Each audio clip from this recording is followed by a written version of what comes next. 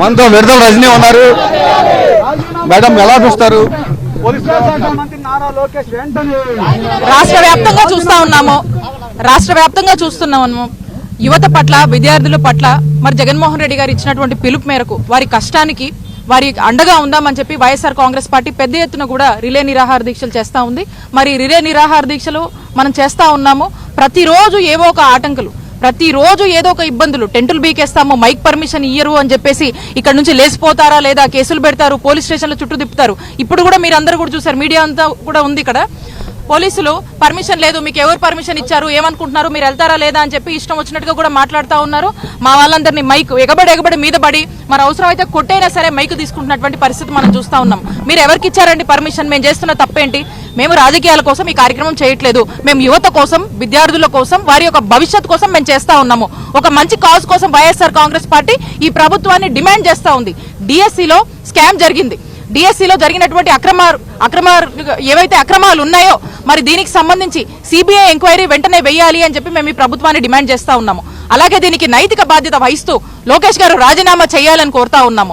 Fee reimbursement బకాయిలు ఏవైతే ఉన్నాయో దానివల్ల విద్యార్థులు రోడ్ల మీద ఉంటున్నారు. యాజమాన్యాలు చేతులు ఎత్తేసాయి. ఈ ప్రభుత్వం నుంచి రావాల్సిన ఫండ్స్ రాలేదు, అందువల్ల మేము మీకు చదువు చెప్పలేము, మీరు దిక్కున్న చోట పోండి అని చెప్తే మరి వాళ్ళంతా రోడ్ల మీద పడి మళ్ళీ ఏదో పనులు చేసుకునేటువంటి పరిస్థితి. ఇప్పటిదాకా కూడా కష్టపడి ఇంతవరకు చదివి ఈ రోజున రోడ్డు పడుతున్నటువంటి విద్యార్థులకు అండగా ఉందామని మేము వైఎస్ఆర్ కాంగ్రెస్ పార్టీ మరి విద్యార్థుల తరఫున పోరాడుతూ ఉంటే ఈ ప్రభుత్వాన్ని ఉన్నటువంటి ఫీజు రియంబర్స్మెంట్ బకాయిలు చెల్లించమని, నిరుద్యోగ భృతి 3000 ఎవరికి ఉద్యోగం లేకపోయినా ఇస్తామని అన్నారు. మరి అది ఇవ్వమని చెప్పి ఇవన్నీ కూడా డిమాండ్స్ విద్యార్థుల తరఫున మేము చేస్తా ఉంటే మరి పెద్ద ఎత్తున కూడా స్పందన వచ్చి విద్యార్థులందరూ కూడా వచ్చి భయపడుతున్నారు.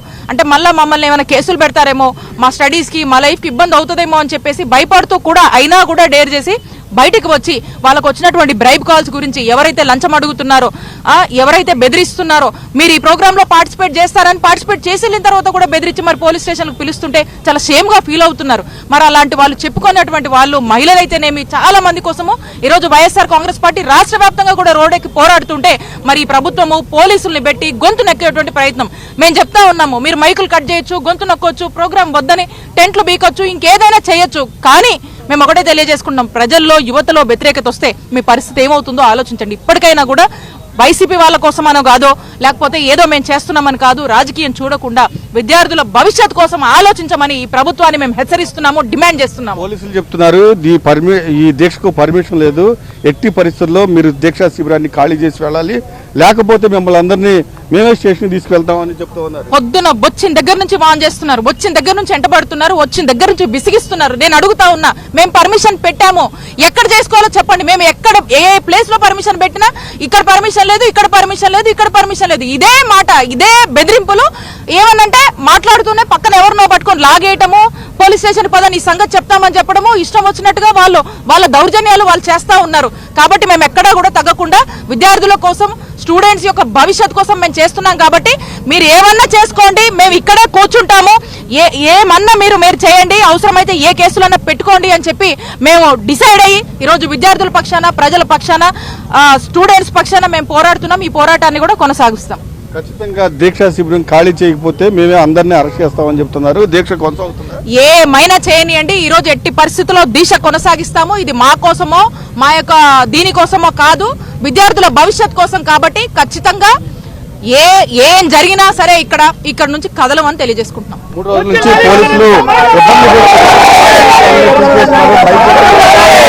ఈరోజు ఎట్టి పరిస్థితుల్లో పోలీసులు ఎంత దౌర్జన్యం చేసినా ఖచ్చితంగా దీక్ష కొనసాగిస్తాము. ఒకవేళ పోలీసులు కనుక అరెస్ట్ చేస్తే స్టేషన్కి వెళ్ళైనా సరే దీక్షలో కొనసాగుతాము. ఎట్టి పరిస్థితుల్లో వెనుక తగ్గేది లేదు. యువత, విద్యార్థులు లోకేష్ వ్యవహారంతో పూర్తిగా నష్టపోయారు, ఎన్నో జీవితాలు కోల్పోవాలి.